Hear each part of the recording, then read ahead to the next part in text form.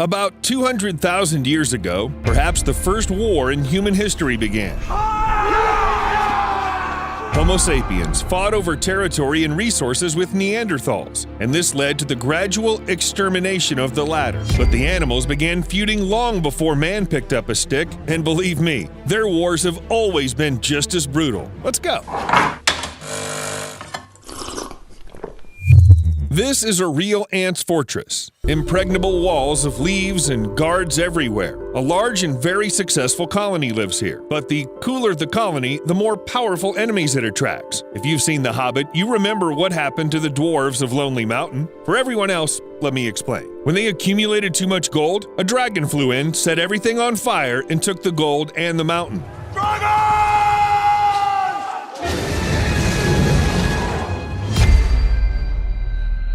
Now, can you see this spider? Not a dragon, of course, but it came for the same purpose: ant gold. What they value most is the larva. Now look closely at the spider. Its body is suspiciously similar to that of an ant. Thanks to this, the spider simply sneaks into the most guarded place of the anthill and quietly steals the larva.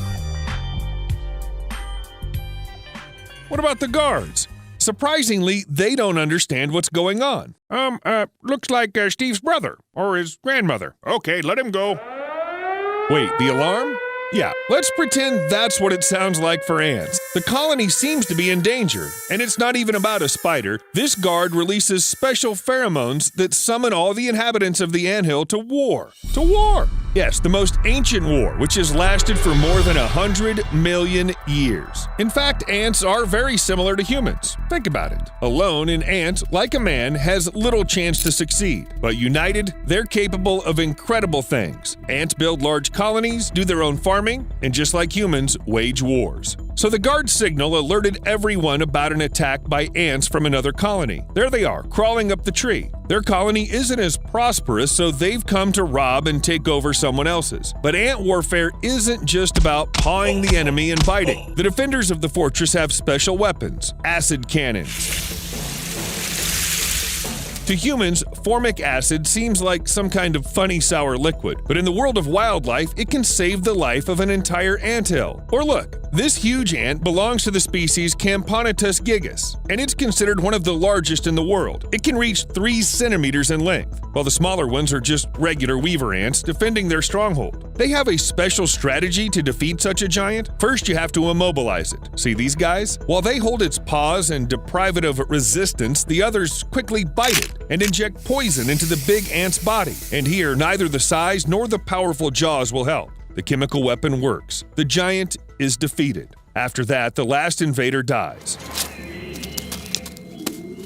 Today, they managed to defend the fortress, but at what cost? Hundreds, thousands of ants' lives. So yes, everything is in an ordinary war. And such battles happen all the time. As I said, ants have been at war for over 100 million years. During this time, they've not only developed weapons, but also different professions, from night watchman to barrel of sweet water. Yes, that's an ant's job, to be a barrel. What a dream job. But we're interested in the other guys. There they are. Big head, powerful jaws. Only a soldier ant can boast such a set. Moreover, in the ant army, there are even ranks. For example, this one is a private. The bigger one is a sergeant. And the biggest one is a major. In some families, there are also super majors, which are giant creatures in terms of insects. In general, the larger the ant, the superior it is in rank. I'm not sure if they respect the chain of command, but who knows? Each species has its own unique weapon. Surely scientists don't even know about some of them yet, but what if the enemy overcomes all lines of defense, and acid cannons and army ants with big jaws? To get an idea of what the options are, let's take a look at the attackers. Who the hell are these guys? Meet another species of army ants who are nomadic. To understand who they are, we need to travel back to the 13th century. That's when Mongol warriors, led by experienced warlords, were the real big problem of the time. Ever heard of Genghis Khan? Many believe that his warriors didn't even have their own homes. They simply seized, plundered, and destroyed everything in their path. In reality, of course, everything was a little more complicated, but let's omit this fact, or you won't get a beautiful comparison. So these army ants also don't have a home. They don't build anthills, but regularly migrate from one place to another, devastating other ants' homes in the process. These are several species that share a love for constant travel and destroying everything in their path. Look here, they're eating a snake. And here's an unlucky scorpion. Big scissor-like jaws, plus numerical advantage, plus the acid that ants inject into their dinner. Anyone caught by the army ants along the way will be dissolved from the inside and eaten. The only way to avoid a horrible death is to remain completely still. These ants are almost blind and guided only by sound. Look at that. The grasshopper understands what's up.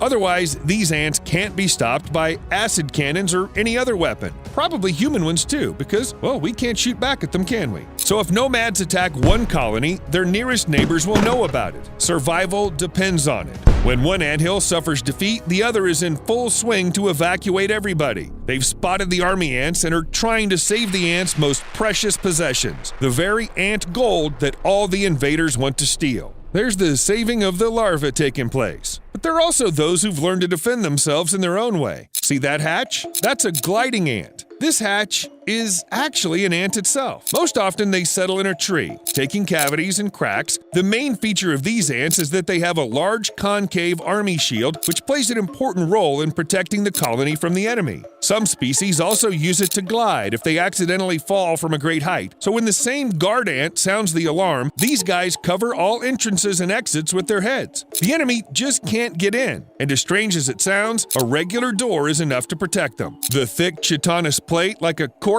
closes the entrance well. You shall not pass! Army ants waste no time in figuring out its construction. They simply move on and conquer some other anthill. And while we're on the subject of unusual ways of defending the anthill, here's a fact. Some of the species are even able to explode near the enemy. Literally. Here, see? This army ant sacrificed itself to save the colony. I don't think ants are capable of fear, of course, but, well, now look at the other battlefields from above.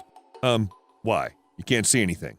It's just a forest. But only 50 years ago, there was a bloody war between chimpanzees. If you've watched the other videos on my channel, you know that chimpanzees are not just harmless fruit eaters at all. They're cannibals